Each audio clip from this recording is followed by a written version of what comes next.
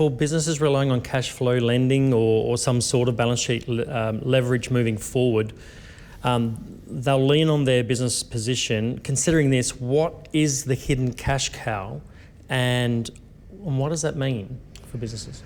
Look, I think, as I mentioned before, there's a lot of companies, a lot of businesses out there at the moment sitting on equity in their balance sheet that have not understood that there are avenues within the marketplace now that weren't there probably 5 years ago to raise cash and to do that well in advance of having an issue. So if you're sitting down and doing your forward cash flows and budgets for the next 12 months and hopefully most businesses do those, then in that process they'd be looking at a possible negative growth or positive growth, depending on which way you're going, that additional cash is going to be needed. So rather than wait until you're in a position of distress, to actually be planning now to get valuations done of your equipment, actually raising that cash, even if it sits surplus for a period of time, because it's a lot easier to raise cash, I know this sounds a bit trite, when you don't need it than it is when you desperately need it. And turnaround times for approvals, as most of you would know, dealing with the major banks, those turnaround times are very, very long. When you move into the non-bank